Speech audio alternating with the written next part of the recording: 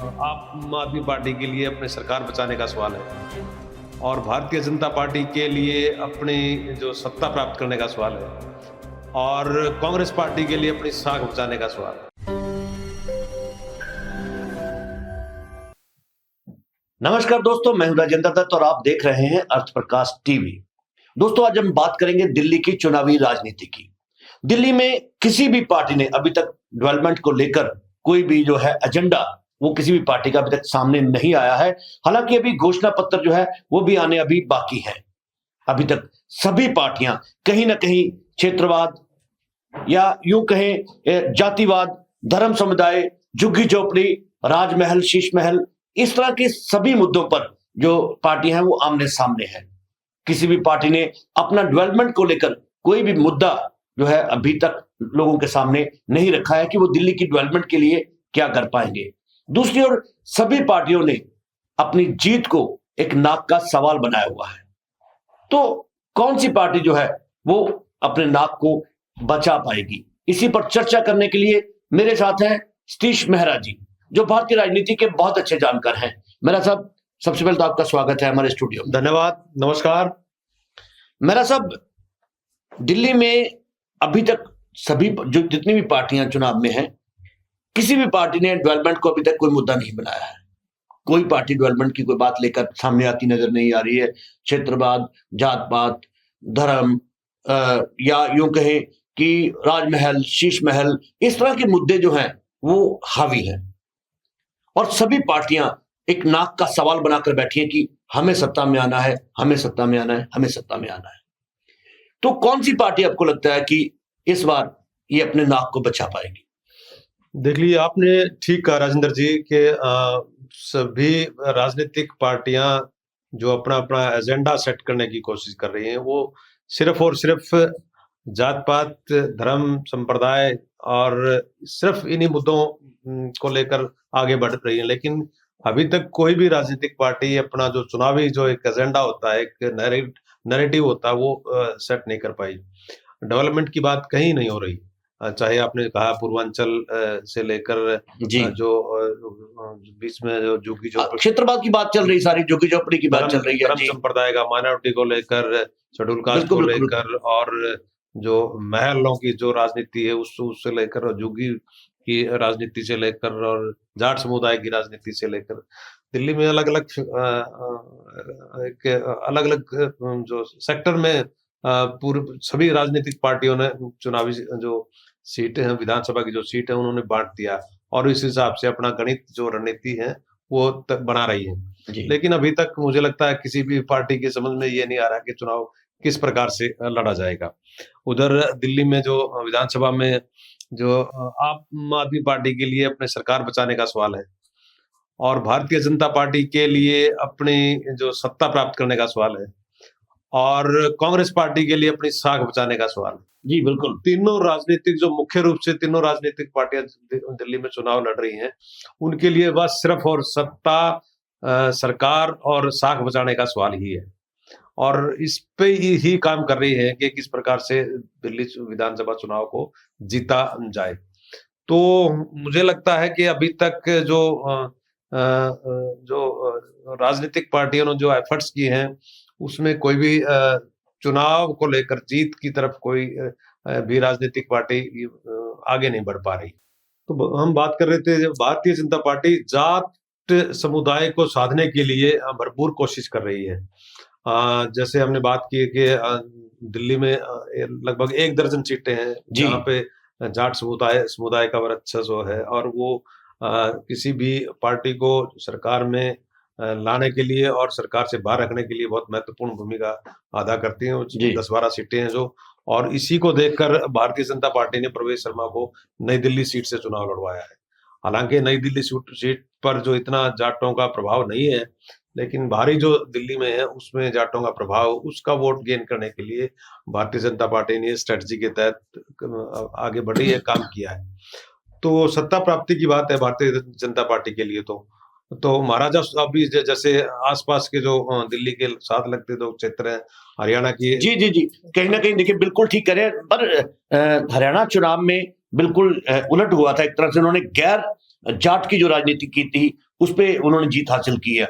और लेकिन इस समय एक, जैसे केजरीवाल ने जाटों को ओबीसी जो है उसमें एक श्रेणी में शामिल करने की बात की, एक नया पैंतरा खेला था जाट समुदाय को कहीं अपनी तरफ खींचने के लिए।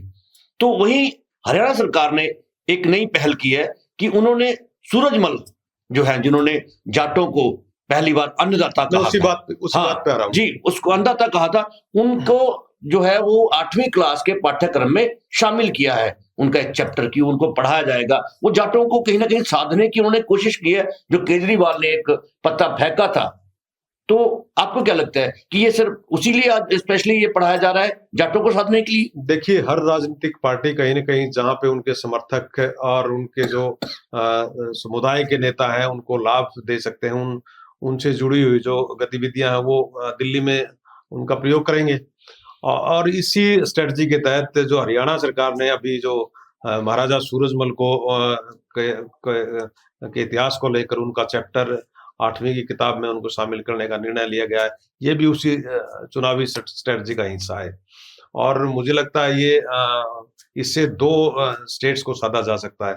हरियाणा में और पंजाब, हरियाणा और राजस्थान और उत्तर प्रदेश के साथ जो लगता हुआ एरिया, उसके जाटों का प्रभाव उस एरिया पे दिल्ली में रहा है और उसको कहीं न कहीं उसको उसमें उनका कोशिश रहेगी कि जाटों का समर्थन इस रणनीति के तहत उन जाटों का समर्थन लिया जाए।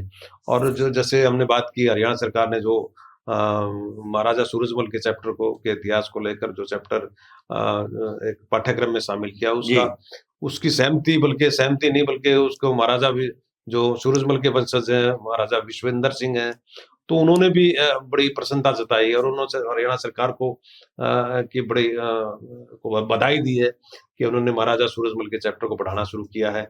और विश्वेंद्र सिंह जो राजस्थान में मंत्री भी हैं और उनकी भरतपुर के कुम्हेर सीट से वो विधायक हैं और उस इलाके में जो राजस्थान के इलाके में या जो हरियाणा का जो साथ लगता है इलाका है, उसमें महाराजा सूरजमल को जाट कम्युनिटी के लोग अपना एक बहुत बड़ा एक नेता, बहुत बड़ा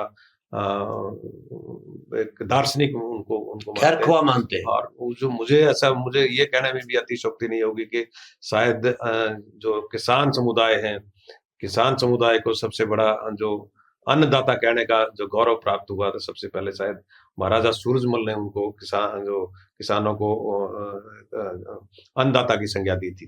क्योंकि बड़े किसानों के बहुत बड़े पैरोकार थे और बहुत बड़े दार्शनिक थे वो। हर तरह की कौशलता उनमें, उनके जो व्यक्तित्व में शुमार थी।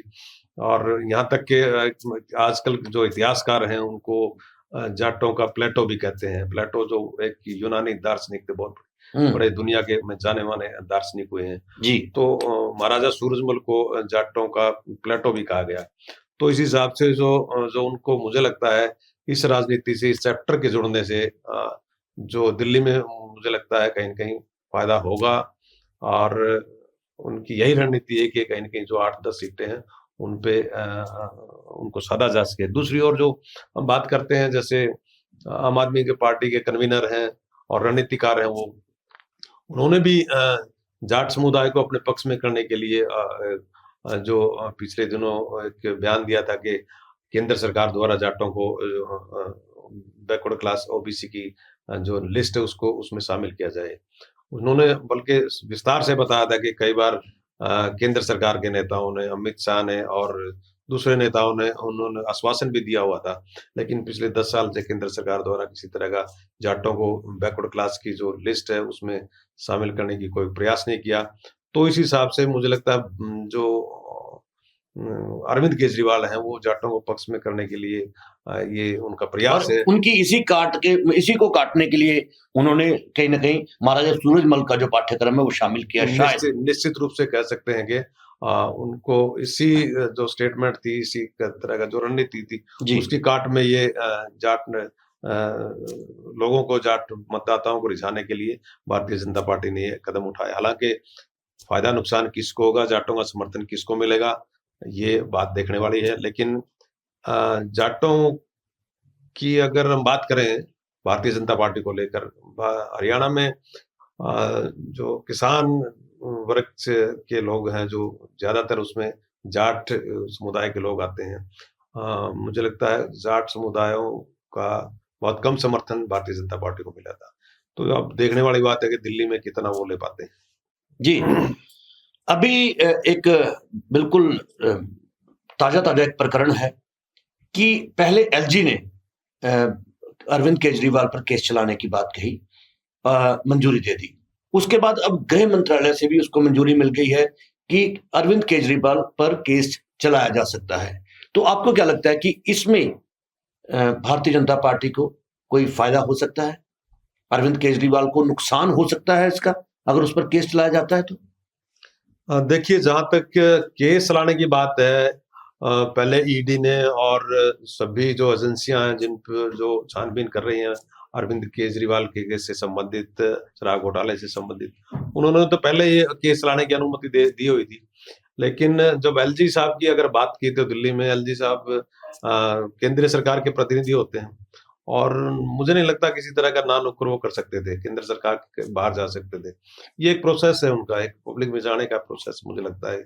और एलजी अगर स्वीकृति देते हैं तो ये मुझे लगता है कोई खास इसमें बड़ा कोई डेवलपमेंट एलजी के बाद अब गृह मंत्रालय ने भी उसकी इजाजत दे दी है। मुझे नहीं लगता। गृह मंत्रालय भी केंद्र सरकार के अधीन काम कर रहा है। गृह मंत्रालय में भारतीय जनता पार्टी की केंद्र में सरकार है, और भारतीय जनता पार्टी और आम आदमी पार्टी की तो देखो यूं है। और आज राजनीतिक एक चुनावी माहौल है, उस माहौल में जो भी भारतीय जनता पार्टी जो रणनीति अपनाना चाहेगी, चाहे उसके अरविंद केजरीवाल को एक दुष्प्रचार करने के लिए, उससे अरविंद केजरीवाल को नुकसान हो सकता है। नहीं, वो देखो, जो दोनों संस्थाओं ने, चाहे एलजी की बात करें, चाहे हम गृह मंत्रालय की बात करें, उन्होंने उनकी स्वीकृति का कोई, मुझे लगता है कोई औचित्य नहीं है। जब तक जो न्यायालय किसी प्रकार की स्वीकृति नहीं देता, न्यायालय उस कोर्ट जो उस मामले की फाइल नहीं खोलता, तब तक मुझे लगता है इन दोनों संस्थाओं का एक स्वीकृति देने का कोई मामला फायदा नहीं, कोई फायदा नहीं होगा। हालांकि वो इस जो स्वीकृति मिली है जब गृह मंत्रालय से, आम आदमी पार्टी के नेता इसके बारे में क्या कहेंगे वो देखने वाली बात है, पब्लिक में जाने की बात है। ये दोनों पार्टियों का पीआर होगा। इस पीआर में कौन ज्यादा पब्लिक का समर्थन ले पाएगा और कौन नहीं ले पाएगा, ये बात भी मुख्य रूप से देखने वाली होगी। अब देखिए, विधानसभा चुनाव है, एक राज्य के लिए विधानसभा चुनाव बहुत मायने रखते हैं, एक पार्टी के लिए भी चुनाव जो है बहुत मायने रखते हैं। लेकिन दिल्ली के जो चुनाव है, मेरा सवाल फिर से पहले चुनाव की तरफ ही आ रहा है। जैसे पहला सवाल मैंने आपको किया था कि सब पार्टियों ने इसको साख बनाया हुआ है भी, अपनी इज्जत, अपनी नाक। तो इतना इंपॉर्टेंट क्यों होता जा रहा है दिल्ली का चुनाव? देखिए, ठीक कहा आपने, दिल्ली एक अपने आप में पूर्ण राज्य भी नहीं है जी, और दिल्ली सरकार के पास जो वो शक्तियां भी नहीं जो एक फुल स्टेट के पास होती हैं जी। और दिल्ली में विधानसभा की सीटें भी मुझे लगता है क्या सिर्फ 70 सीट हैं। और इतनी इम्पोर्टेंस जो दिल्ली के चुनाव में पूरे नेशनल लेवल पे दी जा रही है, ये कहीं न कहीं एक दूसरी पार्टी की राजनीति पे अटैक करने का एक मामला हो सकता है, क्योंकि आम आदमी पार्टी एक छोटी पार्टी है और 2013 में पहला चुनाव उन्होंने लड़ा था और उसके बाद 2013 के बाद लगातार दिल्ली में सत्ता में है और उसके बाद एक स्टेट और उन्होंने जीता है, पंजाब स्टेट भी उन्होंने जीता है। तो इस तरह से आम आदमी पार्टी का बढ़ना कहीं न कहीं जो बड़ी पार्टियों के, चाहे कांग्रेस पार्टी है, चाहे भारतीय जनता पार्टी है, उनको ये लग रहा है कि कहीं न कहीं इनका कहीं न कहीं भविष्य राजनीति में और ज़्यादा उज्ज्वल ना हो और उसको इसी लेवल पे उनके पैर उतरना उनके लिए एक नाक का सवाल बन गया है। और जिस प्रकार से अरविंद केजरीवाल ने अपनी राजनीति को और आगे बढ़ाया है, तो इस तरह से इसको देखते हुए जो कांग्रेस पार्टी है, भारतीय जनता पार्टी है, उसमें बड़ी हलचल है और जो रणनीति उनके पास है, वो भारतीय जनता पार्टी भी उसी रणनीति के तहत काम करती है और एक एजेंडा सेट करते हो दूसरी पार्टियों के लिए और तेज तरार राजनीति के रूप में उन्होंने अपनी पहचान बनाई है। और दिल्ली एक देखो इंटरनेशनल शहर है, स्टेट के मेट्रो सिटी है, मेट्रो सिटी, इंटरनेशनल लेवल पे दिल्ली की अपनी पहचान है और दिल्ली में जिसकी सरकार होगी उसकी एक अलग तरह से उनकी पहचान हो सकती है दिल्ली के मुख्यमंत्री की, जिस भी पार्टी का मुख्यमंत्री होगा। इसी पहचान के लिए, इसी साख और सत्ता साख के लिए सत्ता प्राप्ति करना चाहती हैं सारी की सारी पार्टियां, चाहे तीनों मुख्य पार्टियों, कांग्रेस की बात हो, चाहे भारतीय जनता पार्टी की बात हो, चाहे आम आदमी पार्टी की बात हो। तो ये जैसे पिछले दिनों दिल्ली में जो आम आदमी पार्टी ने जो काम किया, उन्होंने जो भी दिल्ली में बाहर से बड़े-बड़े वीआईपी गेस्ट आते हैं, तो उनको दिल्ली की एक्टिविटीज के बारे में जो दिल्ली सरकार है के प्रतिनिधि हैं, दिल्ली सरकार के मुख्यमंत्री हैं, उनको दिखाते हैं और इंटरनेशनल लेवल पे उनकी जो एक प्रचार उनको मिलता है, ये भी एक ऑरा होता है हर पार्टी के दिमाग में, और ऑरा होता है कि हमने दिल्ली में ये क्या होगा। और दिल्ली तो विंडो है, विंडो ऑफ इंडिया कह सकते हैं दिल्ली को। दिल्ली जो देख लेगा वो इंडिया के बारे में पूरा एक अंदाजा लग सकता है कि इंडिया में क्या हो सकता है। दिल्ली मिनी इंडिया दिल्ली को कह सकते हैं।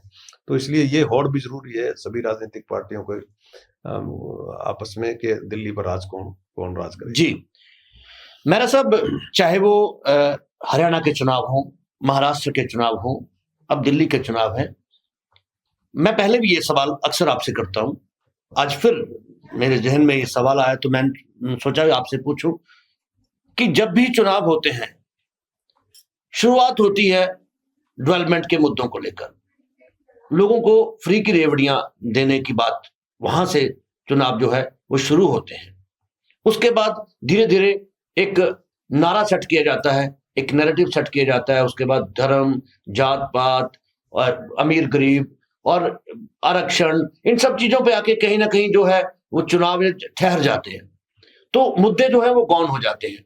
तो क्या लगता है कि ये भारतीय राजनीति के लिए कितना सही है और कितना गलत? देखिए, देश की राजनीति के लिए जो दौर चल रहा है बहुत ही दुर्भाग्यपूर्ण है।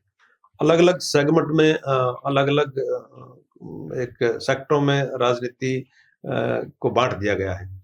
जहां जिस पार्टी को जिस सेगमेंट से फायदा होता है, चाहे जहां जिसको धर्म से फायदा होता है वहां धर्म का प्रचार करते हैं, जहां जिससे जात पात से फायदा होता है वहां जात पात का प्रचार किया जाता है, और जहां क्षेत्रवाद का फायदा होता है वहां क्षेत्रवाद का प्रचार किया जाता है। लेकिन डेवलपमेंट की बात न किया जाना, और विशेषकर चुनाव के दौरान, चुनाव में तो हर पार्टियां अपने जो एजेंडा, जो घोषणा पत्र में तो बहुत बड़े वादे किए जाते हैं, जारी करती है, लेकिन घोषणा पत्र का प्रचार नहीं किया जाता। बिल्कुल, एक दिन घोषणा पत्र रिलीज किया जाता है और उस पे सिर्फ बस वहीं तक होता है। उसके बाद प्रचार दूसरे नैरेटिव सेट करने के लिए होता है, चाहे जात पात की हमने बात की, चाहे दूसरे जो क्षेत्रवाद की बात की, चाहे यहाँ तक के गोत्र तक भी राजनीति करने की बात शुरू कर दी है राजनेताओं ने। मुझे लगता है ये देश के लिए और जनता के लिए एक बहुत ही एक चीप किस्म की राजनीति इसको कह सकते हैं, और ये इससे जनता को किसी प्रकार का मुझे लगता है फायदा नहीं होगा, और जनता को भ्रमित किया जाता है।